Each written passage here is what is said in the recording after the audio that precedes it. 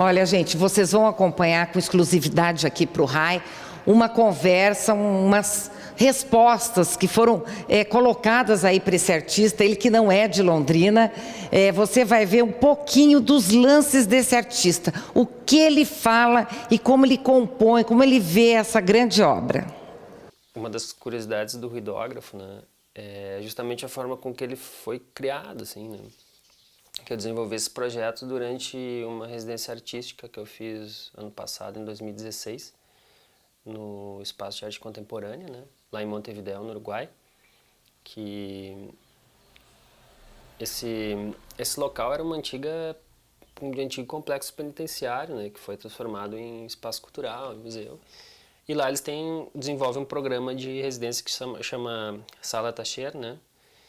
E a gente tem as celas desse lugar foram transformadas em ateliê espaço positivo, né? Então éramos em 6 artistas, então cada artista tinha uma sala que era o ateliê e uma sala que era o espaço positivo, né? Antigas celas desse complexo penitenciário. Enfim, e lá pelas tantas eu tinha esse ateliê e, né, as paredes brancas e tal, e uma das primeiras coisas que eu fiz foi justamente fixar alto-falantes na parede, né, para ir trabalhando ali as peças sonoras que eu viria a compor, enfim.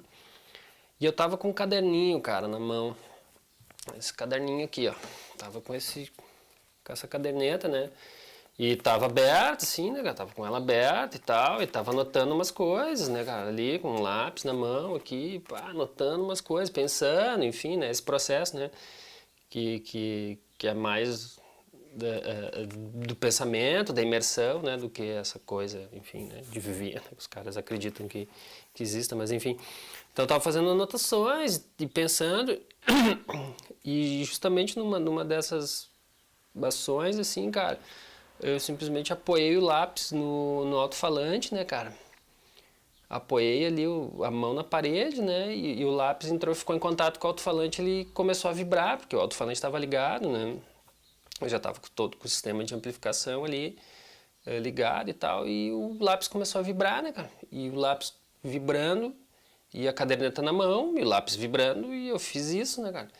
E quando eu fiz isso, ele começou a desenhar, a fazer esses rabiscos, enfim, né? E eu fiz uma primeira estrutura, assim, bem simples, cara, que era só uma madeirinha, né? Uma madeirinha, assim, fixa embaixo desse alto-falante, tá? Então, tinha uma madeira aqui, o alto-falante aqui, e uma caneta, um lápis que ficava desenhando, né? Então, esse processo foi se desenvolvendo, foi criando uma estrutura, uma mesa, enfim, né? Se eu não me engano, foram três estágios, 3 ou 4 estágios para chegar na forma que agora está em Londrina, né?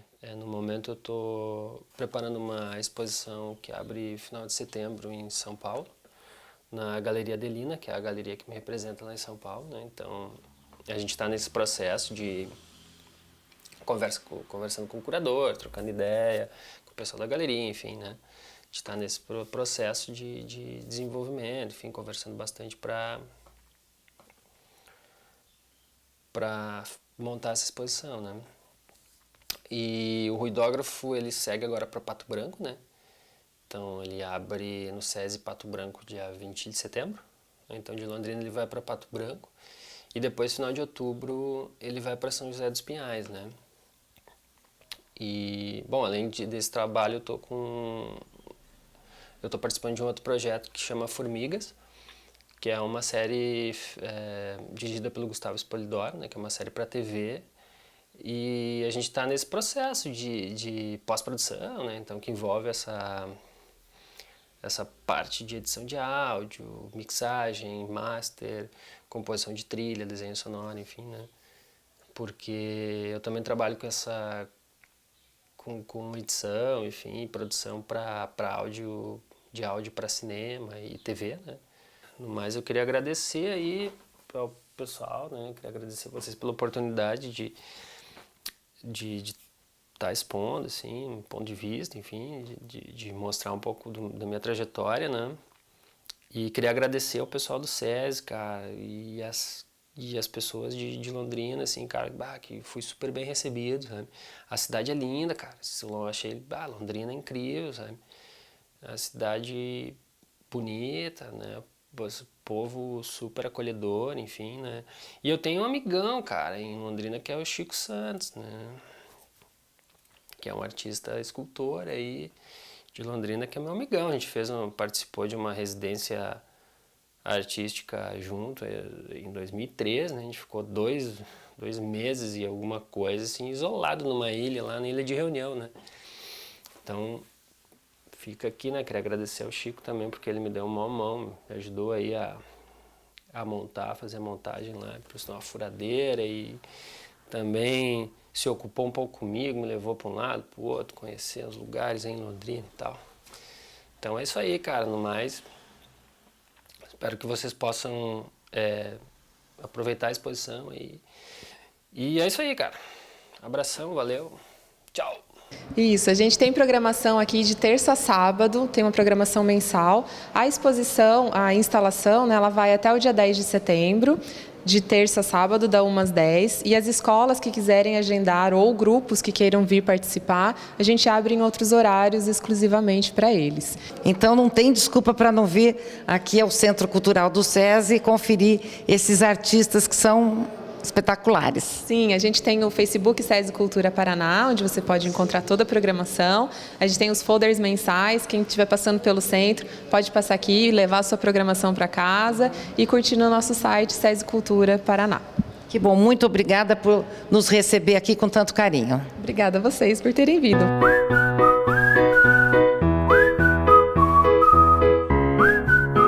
E agora a gente vem ao Garden Center para saber como é que a gente cuida daquelas plantinhas de apartamento. E eu vou mostrar para vocês também os jardins verticais. Vamos lá?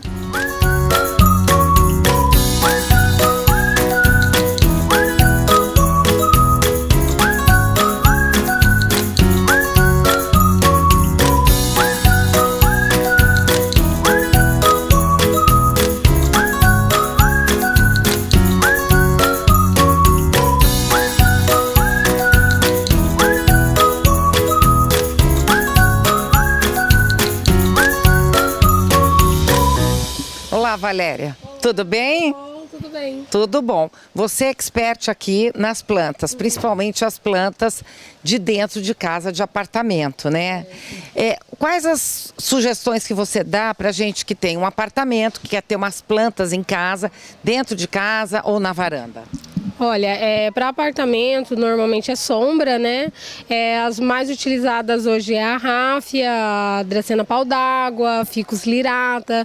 Tem vários tipos de plantas que se adaptam bem. Daí vai depender do espaço, da claridade do local. Daí para cada tipo tem uma planta ideal. Então, e você falando do ficus, o ficus esteve em moda há muito tempo, mas agora ele volta com uma nova padronagem, é o ficus hirata. Ele tem uma folha mais larga, né? Ele tem um verde muito intenso. O ficus lirata, ele tem as folhas bem maiores, como uma figueira, no caso, e ele é cultivado tanto interno quanto externo. Ele se adapta bem e já é um modelo novo de plantas que vem desenvolvendo. E tem as mais tradicionais, né? Essas daqui são plantas que a gente sempre vê dentro de casa, em jardineiras. Isso. A zamioculca, por exemplo, é uma planta bem resistente, cuidado quase nenhum, bem fácil de cultivar e ela serve para vasos pequenos. Então, de repente, a pessoa tem um espaço menor, pode ser cultivado uma zamioculca. E sombra, né? Ela é de sombra. Sim, essas plantas que estão aqui, zamioculca, lírio da paz, que é outro também, que é bem tradicional, são plantas de sombra. E essas daqui, dessa jardineira, que tão lindas, né? Então, essa daqui já é uma dracena compacta. Todas as variedades de dracena, elas são de fácil cuidado e pouca água. Só cada variedade tem que tomar cuidado com a questão da claridade e da ventilação do local. Ela gosta de claridade? Essa espécie, por exemplo, sim, tem que ter claridade. Por exemplo, a dracena pau d'água, que também é uma planta bastante utilizada, que também pouco cuidado, ela já adapta bem até ambientes mais escuros, com falta de claridade e pouca ventilação. Valéria, e essas daqui? A gente está vendo que são em vasos menores, mas assim, elas vão crescer, depois a gente tem que fazer o replante dela, mudar de vaso. Qual é a manutenção disso? Então, na verdade, cada uma tem a sua necessidade própria. Por exemplo, a Chamedora Elegans, ela já é uma Chamedora mini, então ela não vai ganhar altura. Com o tempo, ela vai entorcerar, daí sim, todas as plantas em vaso, ela tem uma certa durabilidade. Com o tempo, ou você replanta para um vaso maior, ou você abre, arranca a planta e coloca direto no chão. Faz um replante, né? Isso, tem que ser replantada. As plantas em geral, uma pergunta que sempre é como molhar cada tipo de planta.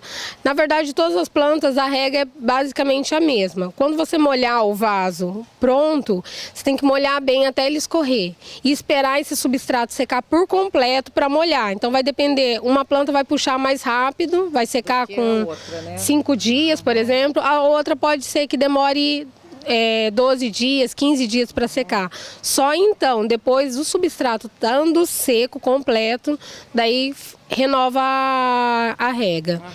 E nada de deixar aquele prato embaixo totalmente molhado, porque pode apodrecer. Sim, com certeza. Na verdade, a maioria das plantas, elas morrem mais por excesso de água, porque porque apodrece a raiz, pega fungo e na hora que a planta apresenta fraqueza por conta da raiz, já não tem mais salvação, daí já perde a planta. Já perde a planta. E aqui também, né? Essa daqui como que é o nome? Splenium. Esse é um asplênio. Asplênio. Isso, esse também é outro estilo de asplênio. Só que maior, né? Isso. Ai, que linda essa aqui, muito linda. Em vasos menores, em cima de aparadores, mesa, para decoração em geral, mas em vasos menores. Essa aqui é uma tradicional que a gente conhecia, usava antigamente, que é a jiboia, né? Sim, a jiboia, ela é muito utilizada porque ela se adapta bem em vários ambientes. Ela pode ser usada como uma foação em área de sombra, ela pode ser usada uma planta principal de um vaso com um suporte no meio para ela estar subindo. E a gente utiliza ela muito também em jardim vertical, porque ela é uma planta bem resistente e ela se expande bem, ela tampa bem os vasinhos de trás. E aqui são outras variedades também, né, que a gente pode ter em vasos menores. Sim, todas essas. Esse daqui é um ficus. Ah, é um ficus também? Isso. Se você colocar num vaso maior, ele desenvolve. Assim, pequenininho é utilizado muito para começo de bonsai. Certo. Esse daqui é o aspargo? Esse é uma variedade de aspargo, é o aspargo real. Esse utiliza tanto interno, desde que tenha muita claridade, muita ventilação, mas ele é mais utilizado em área externa, onde tem bastante sol. E isso aqui que vocês fazem uma trama, né? Parece uma trança, bem bonito. Isso daí é a lança de São Jorge, é uma das plantas. Ah, é a lança de São Jorge essa? Cuidar, isso. Então, essa trama é o próprio produtor que faz esse trabalhinho com ela. Depois que ela trança, quando a gente destrança ela já não fica mais retinha. Então, é um trabalhado para ficar um vaso diferenciado. Tem aquelas lisas também. Normalmente, tradicionalmente, ela é lisa, né? Isso. Então, Valéria, você que trabalha com várias pessoas aqui, vai na casa das pessoas, monta os jardins, quais os benefícios que as plantas levam para casa? Além da beleza, né? Porque a gente sabe que as plantas conseguem mudar o ambiente, né? Elas dão mais aconchego. E o que você sente das pessoas? Olha, sem dúvida nenhuma, as plantas na casa trazem uma qualidade de vida, com certeza. Ela alegra o ambiente, até o espírito da pessoa, né, muda com as plantas, porque ela traz uma energia boa. Sem dizer que a maioria das plantas, elas são purificadoras do ar. Então, ela tira bastante poluição. No caso. As impurezas. Sim, né? As impurezas do ar. Então, acaba sendo um ambiente mais agradável, tem mais cor, né? E também traz o benefício de um ar um pouco mais puro.